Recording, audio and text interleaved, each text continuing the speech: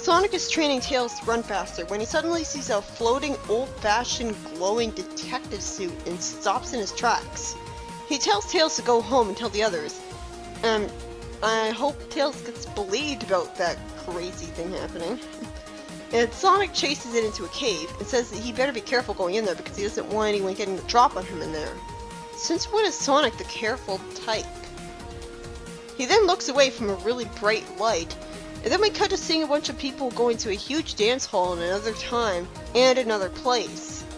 It's explained that somehow this place existed while Robotnik was in power, and that this is one place the Doctor's all-seeing eyes and ears are not. How? Then we see what looks like Sonic wearing a detective suit, thinking that the voice on the phone said they wouldn't be missed, and he'll see. So he's on an assassination mission? Why is Sonic here doing this? Already I've completely lost interest in the story. Is this another silly what-if scenario?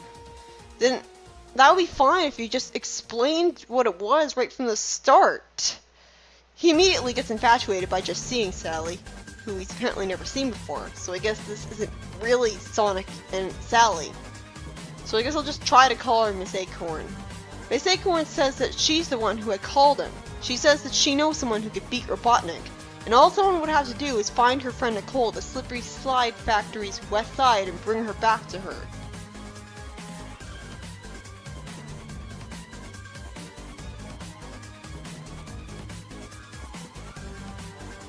And apparently this really is supposed to be Sonic because he calls Uncle Chuck telling him to research the factory with his computer.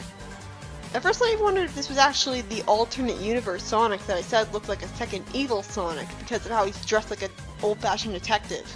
But he doesn't have the evil mustache. Still, if this is showing you an alternate universe instead of a pointless what-if scenario, then that's cool, but they really should have told you that right from the very beginning. Because as it stands, the story feels like a waste of time so far. Uncle Chuck tells him the factory isn't associated with Robotnik, and Sonic runs in and says that someone was definitely in here looking for something, and wonders what that black stuff is. Oil, obviously. Maybe some robots got destroyed here, but if robots found this place, then they would have found Knothole. So Sonic calls Uncle Chuck and tells him to try to track the guys who might have left the factory by seeing if he can get any traceable signals leaving the area. So Uncle Chuck is the do anything with tech guy now. Nicole, is that you? Chuck magically tracks the robots despite not being a police officer who should have access to tracking equipment or a legal permit to use them. And Sonic goes in the direction he's told to, towards the center of the city at Robotnik's control range. Why would Robotnik have a control range at the center of Knothole? I assumed the minute the film noir story started that this took place in real Metropolis, actually, because it was a city and not Knothole. So I guess this is a city not ruled by Robotnik because the citizens are roboticized. Or, I mean, the text blurb here says that this is the only place where his all-seeing eyes and ears aren't. So, this is a city ruled by Robotnik. This dance hall just happens to not be under his surveillance even though it's in his city. So Robotnik having a control range in the city, instead of the entire city being his control range, I guess he's more like a mafia boss here that full-on rules every single thing. I don't know. After Sonic destroys the robots and finds Nicole, who is low on power, Robotnik shows up and confuses the hell out of me by talking as if Sally isn't really a princess because he puts princess in quotes, and says that Sonic had been unwittingly helping him the whole time, because he delivered the box that contained the plans to all of his research facilities, information that could destroy him somehow. How could information about the plans for buildings for doing research destroy a person in any way? The worst part of all of this is that I'm wondering if this is a situation where Sally was actually working for Robotnik and lured Sonic into helping him because of the way Robotnik is talking.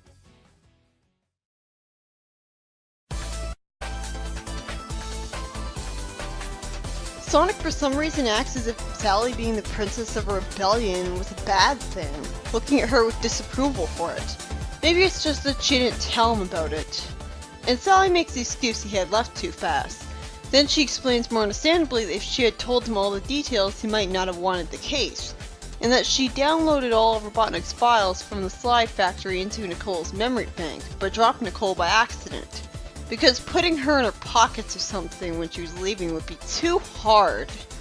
Sonic then leaves with Sally, hiding successfully from Eggman because the power ring's in a blanket. So did the power rings make him faster or more invisible? Sonic tells Uncle Chuck to arrange a plane to fly them back to the forest, which Tails and Rotor will be flying out. They actually have to go to an airport to do it, rather than Sonic simply running out of the city with Sally in the plane landing on the grass outside of it. Fortunately though, a tunnel leads straight to the airport, so it doesn't matter that Robotnik's robots are running around outside.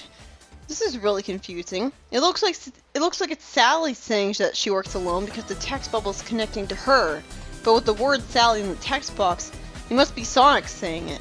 It does make somewhat of sense that Sonic would turn her down because he's a free spirit who wouldn't want to be ordered around. Just like how he did that in the IDW comic. But he just got a crush on her, and he clearly doesn't work alone anyways because he's with Tails and Rotor and Uncle Chuck. So what's the point of saying he works alone? What's the point of turning her down? Fortunately, Sally convinces him otherwise immediately after just one panel. So what was the point of making him say no? And Sally talking about her leading a rebellion of her own and 2 teams. That creates intrigue about what kind of people are in a rebellion. Will we ever get to meet them? Or maybe it's just her and Nicole. A whole team rebellion with 2 people. And then it's revealed that Sonic had just been having a weird dream as the story ends with the word end at the corner. So that whole thing about him joining a rebellion with the new Sally was completely pointless. So what's that like from Sally's perspective? What's that like from Miss Acorn's perspective? How, oh great, Sonic is going to... Oh, he's gone? Why did he even leave anyways? Why did he leave that place to begin with? But then another story starts without actually showing the title of it, so maybe it's not really the end and it'll actually be explained what the hell that flying detective suit was all about. Let's hope so, because I want that whole film noir dream thing to stop feeling so pointless. Sally returns home with Nicole and walks right past her friends without saying hello, implying that she's feeling down for some reason. Why? Well actually, Rotor reasons that with everything that's happened in the past few weeks, she must have a lot on her mind. Sally goes to a steel door with Nicole and says, "Here goes nothing," and tries to establish something according to Uncle Chuck's theories. So it looks like she's trying to use Nicole as a magic wand to hack a metal door open. But it's a door in her own home. Why would you need to hack it open? Why would the Freedom Fighters be in a building that has, like, Robotnik stuff in it? Then the backup story actually shows its title, making me lose all hope of ever learning what the flying glowing suit was, so I can officially say fuck that story. The title of this backup story is First Contact, which I could swear was a story title that was already used before. I remember I complained that it had nothing to do with aliens.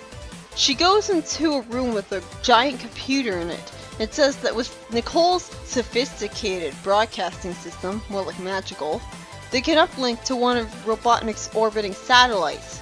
Orbiting satellite, that's redundant. She's doing this in the hopes of communicating with other freedom fighters like Robotnik had done with his mid-bosses around the globe. Because, you know, Uncle Chuck is able to communicate with Knuckles through radio, but, that would be too simple for her. She's gotta do this the complicated way. So why didn't she just tell her friends she was going to do this instead of walking past them? What is it with her being secretive? Maybe it's just her being all, "I'm strong, I can do this alone, I don't need anyone's help." Only being much more subtle about it because she's not a bratty little kid anymore. Except if she doesn't think she needs anyone's help, why is she asking these guys for help?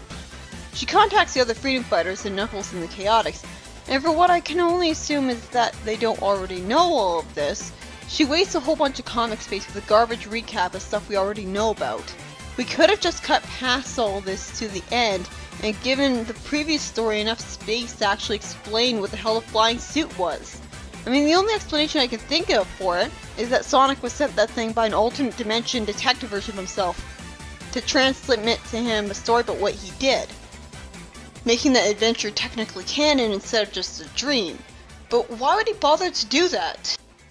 Anyway, Sally tells the other Freedom Fighter groups that she and her friends plan to enter Robotropolis tomorrow morning to ascertain the damage done to the city. There she goes using a big word again. I like this. It shows that she really is smart. And yet she's not smart like Rotor being a gadgeteer. She's a more realistic and believable kind of intelligent. I like that about her. More importantly though, tomorrow morning? Why the hell didn't you go there right away? If the reason was that she wanted to give her and her friends a long overdue vacation because they could finally take a break, then explain that. Because otherwise it seems very confusing and arbitrary that instead of immediately moving on to Metropolis and moving on to the important stories, we got pointless issues like 51 and 52 as filler. It would have been fine if the comic made use of that vacation downtime by having character interactions, as in show their personalities bouncing off each other's and showing the characters acting like friends to show us what they do in their downtime, make them more sympathetic and relatable, rather than just people who fight Eggman. Actually use that downtime. But instead they have pointless filler stories to try to pretend they mean something by involving Sonic being trapped in an artificial nightmare, or going on a mission against Eggman that shouldn't be around anymore. Basically trying to aimlessly pretend like Eggman is still there to have stories like that, instead of taking proper advantage of him being gone, the characters having a break from him. Have them have a picnic or go to the beach or something, I don't know. Sally explains that the ultimate weapon that destroyed Eggman also somehow made alternate realities appear randomly around the planet, and explains that Sonic had fell into one in a cave that disappeared almost immediately. So Sonic was in an alternate dimension, so that literally was Sonic. Okay, that just makes it even more ridiculous, because Sonic somehow didn't know he was in another dimension, despite the continued presence of Robotnik and his knothole being a huge city full of non-roboticized people.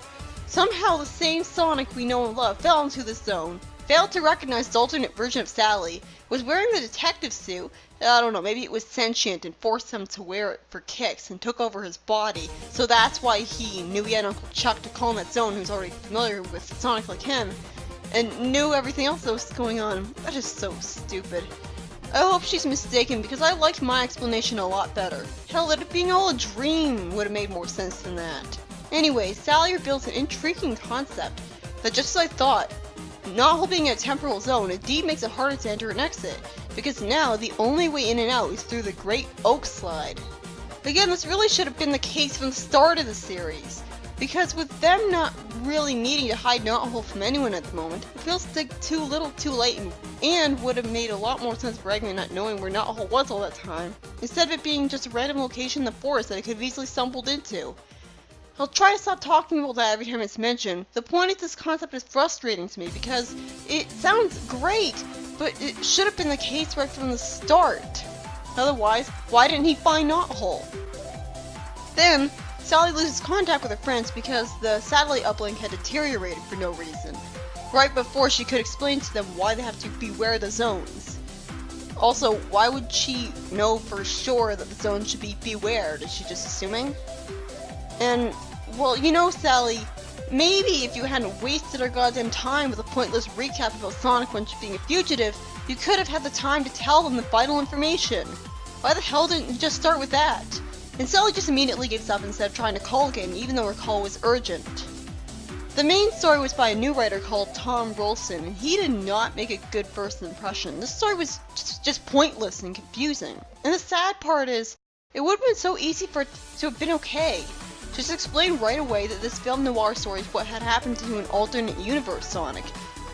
Both showing us an adventure from an alternate universe Sonic, which would have been cool, and explaining why he didn't recognize the Sally in there and immediately knew to call his Uncle Chuck and knew about the city he was living in not being Knothole. Explain what the hell the flying glowing suit was. Maybe it was a message carrier sent from the other Sonic to tell Sonic his story. Now all that's missing, which I can't figure out, is why he didn't bother to tell Sonic about that one random mission of his in the first place. He doesn't need to know that. You just confused him and wasted his time. I could have accepted this story as all a weird dream if it wasn't for the flying suit before he fell into that zone, which was never explained. The problem is, for not going with the most logical explanations and instead expecting me to believe that this guy is the prime Sonic having fallen into another universe but not acting like it, you create an avalanche of plot holes from him just immediately knowing where he is and what to do, and not recognizing Sally, and knowing that he's a detective now, as if his brain got replaced with someone else's. This story was just confusing and stupid and pointless. It's like, it would only be satisfying how he succeeded in that mission if we knew that that mission was going to lead to other missions which would eventually lead to that Robotnik being taken down. But because this is the only time we're ever going to see this universe, that mission feels pointless. And we never do know if Sally finds a replacement for Sonic after he leaves that zone. In the second story, by Carl Bollers, was mostly an over-glorified recap, most pointlessly of the events of Sonic being framed again that didn't need to happen since they don't matter anymore. So why are they even being recapped in the first place? Sally looked like an idiot by messing up and not thinking to warn her friends about what she called them about right away.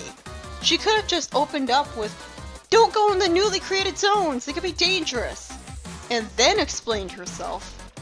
And she looked like an idiot by not even thinking to try to call again when the signal cut out. I feel like this issue didn't even need to exist. People make fun of Penders, but this issue wasn't written by him at all, and it just felt so stupid and confusing and pointless and unengaging. It all just screams, this is a postscript season. The writers didn't expect the comic to continue after the main villain was defeated, and so they're panicking and don't know what to do yet. And that's also why we're going to go into the Knuckles comic. I assume they needed a little bit more time to figure out what they were going to do in the main story after that. This downtime between Eggman's defeat and Sonic and his friends reclaiming Robotropolis should have been taken advantage of for some light-hearted stories about their friendship, with them enjoying their free time just doing whatever because Robotnik's not around. But instead of celebrating, they just try to have the same plots as if Robotnik was still around, still shoving Robotnik into the past few issues with every excuse they can get, even though we're supposed to be having a break from him. I can't wait until this downtime filler is over then. Because if that's how they're wasting it, then I'm just mad at Sally for arbitrarily not heading straight through Robotropolis the minute Robotnik was destroyed instead of waiting and giving Snively some time to prepare for them.